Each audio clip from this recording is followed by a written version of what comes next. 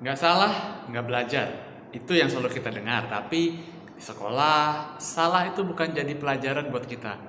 Salah itu bikin kita takut. Kalau salah kan nilainya jadi turun. Gimana? Atau malah sebaliknya. Ah nggak apa-apa deh, salah sedikit. Kan nilainya masih di atas KKM. Nah, di episode kali ini, salah akan kita perlakukan dengan cara yang berbeda.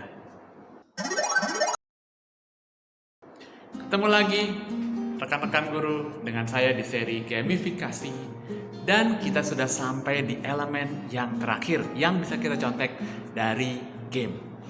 Elemen itu adalah tombol retry atau tombol coba ulang. Pernah kan kalau main game, kalau kita kalah satu level, kita tidak bisa maju ke level selanjutnya kecuali kita pilih pilihan retry itu dan kita ulang, kita coba lagi terus sampai objektif level itu akhirnya tercapai. Padahal kalau di kelas misalnya kita kerjakan latihan dan masih belum benar semua, guru biasanya memberitahu mana yang salah, tapi kemudian dibahas jawabannya. Dan setelah itu maju ke topik selanjutnya. Padahal dalam hati kita belum merasa 100% paham nih. Akibatnya di materi selanjutnya kita makin bengong. Ibaratnya kalau di game itu belum bisa kalahkan bos yang kecil, sudah harus melawan bos yang lebih besar, yang lebih kuat. Nggak masuk akal kalau buat di kelas.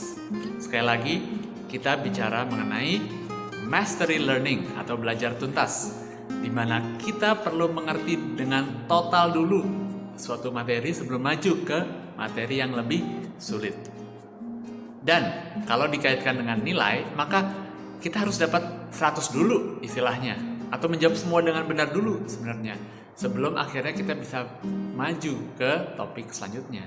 Bayangkan kalau kita dianggap sudah siap ke materi yang baru dengan nilai 75. Cukup sih untuk lulus, tapi artinya ada 25% pemahaman yang masih belum kita mengerti. Yakin bisa menghadapi yang lebih sulit kalau 25%-nya aja belum ngerti? Dengan prinsip ini, sebenarnya nilai dalam bentuk angka 1-100 itu jadinya tidak penting lagi. Karena kemungkinannya cuma 2 kalau dalam mastery learning. Belum mencapai target pemahaman, jadi harus memperbaiki yang salah, atau sudah mencapai target pemahaman 100% dan bisa lanjut. Artinya juga, bentuk assessment yang kita lakukan dalam mastery learning bukan yang kemudian bisa dikonversi dalam nilai angka atau huruf ABC. Tapi assessmentnya harus yang mencerminkan pemahaman tiap target pembelajaran satu persatu. Lalu kalau saya bodoh, saya harus ulang hal yang sama dong terus-menerus. Kalau di game, ada tombol help. Atau kalau kita benar-benar stuck, kita bisa cari walkthrough-nya di internet misalnya. Nah, di kelas, bantuan-bantuan seperti ini bentuknya adalah feedback dari guru. Atau masukan-masukan tentang apa saja yang masih bisa diperbaiki, apa saja masih salah, dan cara memperbaikinya. Bicara soal feedback, ada 3 hal yang perlu diperhatikan saat memberikan feedback. Pertama, feedback harus spesifik. Yang mana yang salah?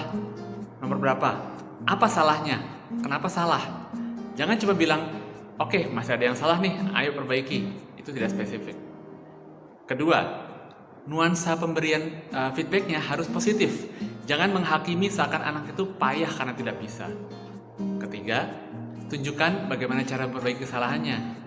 Dengan begitu, anak tidak hanya mengulang dengan coba-coba dan sia-sia karena salah lagi, tapi dengan feedback yang baik, dia sekarang tahu apa yang harus lakukan, apa yang harus diperbaiki, bagaimana cara memperbaikinya. Ingat, tidak masalah kalau ada anak yang tertinggal karena dia harus memperbaiki level yang sama berulang-ulang. Karena tujuannya adalah agar dia mengerti 100%, bukan hanya sekedar memenuhi target KKM.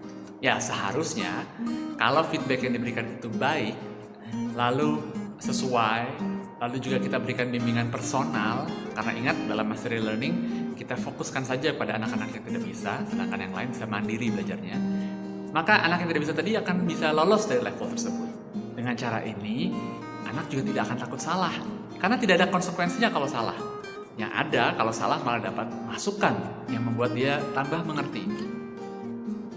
Oke, 5 elemen game sudah dibahas. Penasaran kelas akan jadi seperti apa sih kalau semua ini diterapkan? Tenang, di video selanjutnya ada contoh lengkapnya, contoh kelas saya.